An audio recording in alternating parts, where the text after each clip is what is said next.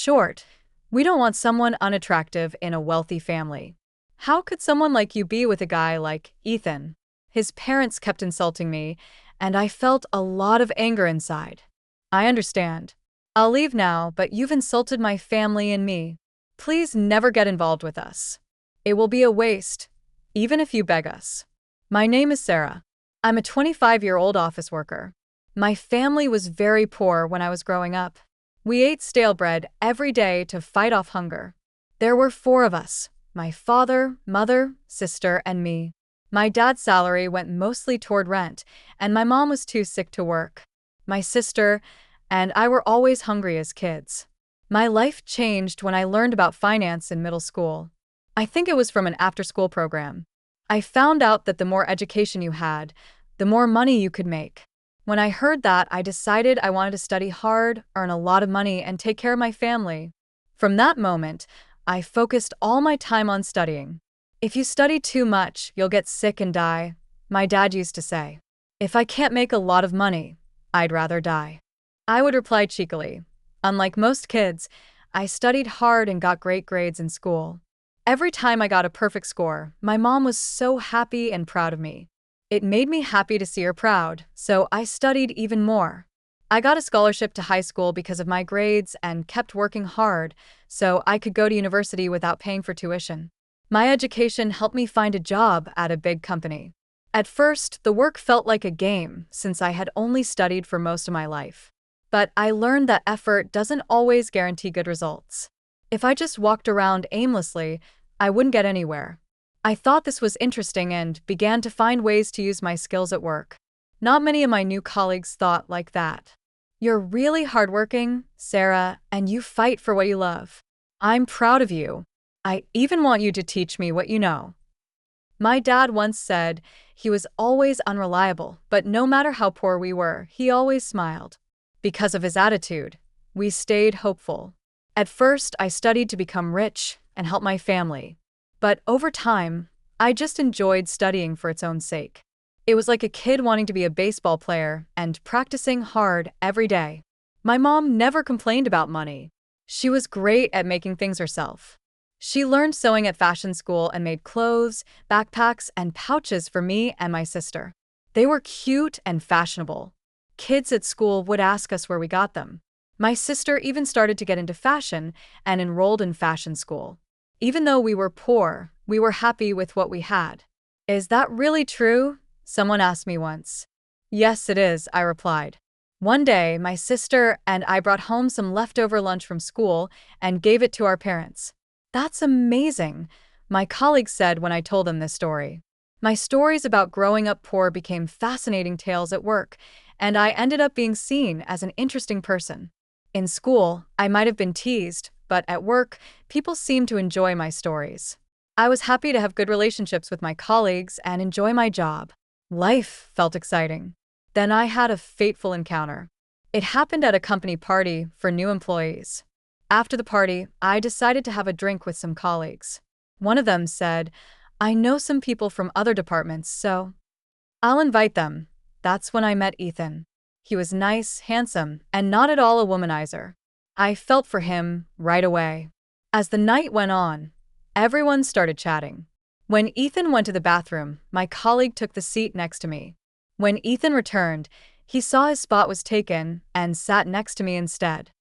He didn't seem to notice how fast my heart was beating and began a conversation with me. "You're Sarah, right? I heard you're amazing. If I'm not wrong, you went to both high school and college on scholarships." "Oh yes, I'm really thankful for the free tuition." "Is that the only reason?" "Well, my family didn't have much money, so yeah." "I see. So you said it was tough to support your family?" "No, I actually enjoyed it. Even though we were poor, we were happy." "I see. You have a unique charm." His comment surprised me, but he said it so seriously I didn't really know what he meant, so I just laughed. From that point on, whenever I ran into him at work, we'd stop and chat casually. He must have become interested in me because one day he asked me out to dinner. He seemed much more relaxed than usual when it was just the two of us. He was polite but also friendly, and I felt like we were growing closer. He invited me to dinner a few more times after that. One day he told me he had feelings for me. I didn't expect him to fall for me, but I was more happy than surprised, so I said yes. We started dating and he treated me really well, coming up with fun date ideas. When I was with him, I felt safe and happy. I wanted to be with him forever. I found out he felt the same way when he proposed 3 years later. I was so overjoyed, and I immediately said yes. So we got engaged. We wanted to tell our families as soon as possible. Ethan said, "First, I want to meet your family before we tell everyone." So we decided to tell my parents first. My family liked Ethan right away. He even said, "Your parents are like peas in a pot." Then it was time for me to meet his parents as his fiancé. It was important to me to make a good first impression. I was really nervous, so I carefully chose my outfit, got my hair done, and spent extra time on my makeup. After my mom and sister checked me over, I left the house looking perfect. Ethan and I went to his parents' house, which was a huge mansion that stood out from all the others. Once we started dating, I found out his dad was the CEO of a big company, and the family was very wealthy. In other words, Ethan was the only son of a prestigious family. I guess that's why he seemed so different from the start. I met Ethan when he pressed the doorbell. His mom answered and opened the door. "Ethan, welcome home." "Hi, Mom. Is she your fiancé? It's nice to finally meet you. I'm Sarah." "Oh, come inside." She gave me a quick look before inviting us in. I didn't expect her to like me immediately, but I knew I had to try. His mom led us into their huge, fancy living room where his dad was already sitting on the sofa. "I'm glad you're here. Please take a seat," his father said politely. But there was a tense feeling in the air, like I was being interviewed for a job. "I'm Ethan's father. I run a company called 5X, he said. His company had always been successful, and his parents liked to brag about their status. "Sarah, you work at the same company as Ethan, don't you? That means you must be exceptional.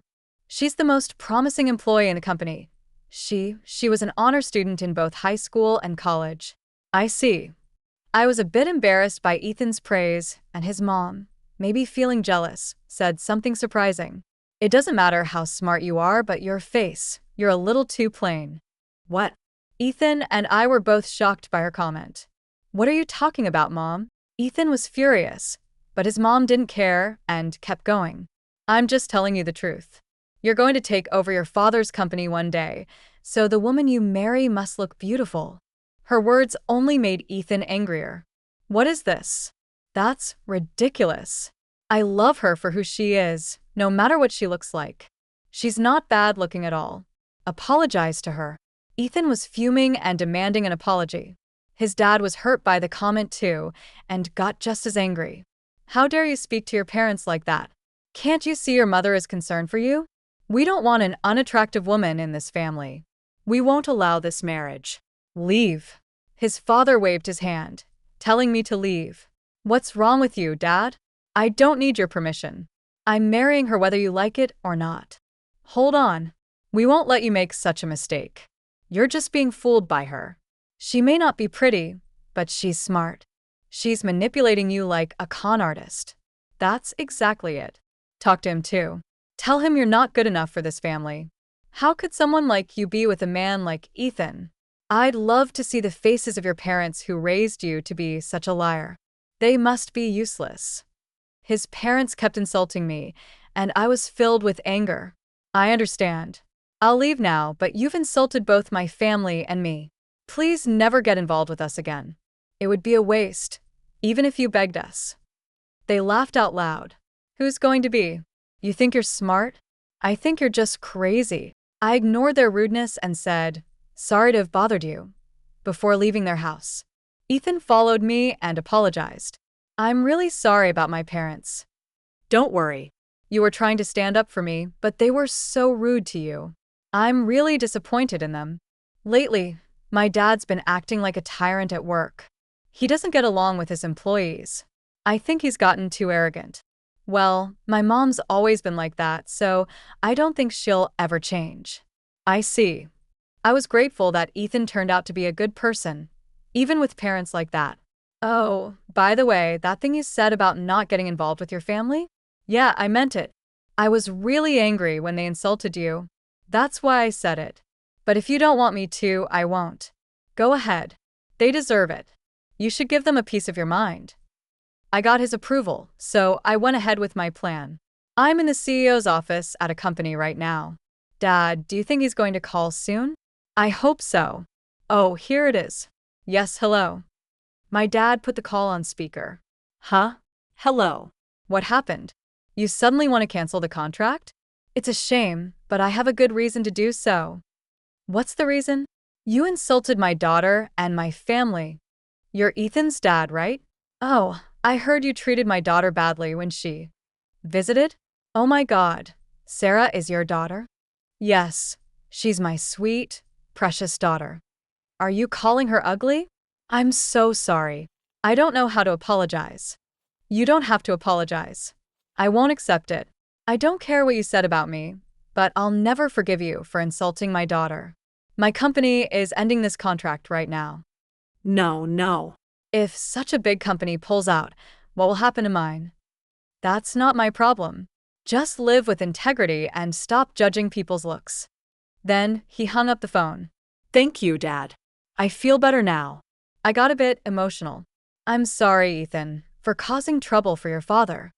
No. Don't worry about it. I'm glad you stood up to my father. Actually, my dad runs an IT company now. He's a big computer fan and even made his own computers. When he was dating my mom, he worked in an office job. But after she asked him, "Isn't there something you really want to do?" he quit his job and started following his passion. After my sister was born, he taught computer classes to earn money. Later, he started selling computers to his friends. As word spread, the business grew. Now the company is big and works with other businesses, but he's still the same person. That's why I'm following my dreams too. No matter how rich we get, we still have the same heart we had when we were poor. Ethan's father was fired when the shareholders found out he caused the contract to be canceled. He lost his job and became unemployed. His mother didn't admit it and kept acting the same, but they ran out of money and had to sell the mansion. One day, Ethan's father came to my dad, crying and begging for forgiveness. But my dad didn't forgive him. My daughter told you to never get involved with us, right? He turned him away. Ethan cut ties with his parents and married into my family. Now he works hard at my dad's company and hopes to take over it one day. I told him, "You don't have to take responsibility. You can do what you really want." He replied, "What I want to do is give you the life where you can keep chasing your dreams." Then we got married. Now we live a very happy life together. He's a wonderful husband. Also, Sarah's family was very interesting. Ethan's parents went too far, I think. When people focus too much on success and money, it can change them. But I'm happy Sarah found happiness. I wish them a long, happy life. Thank you for watching until the end. Please subscribe to our channel. See you in the next video.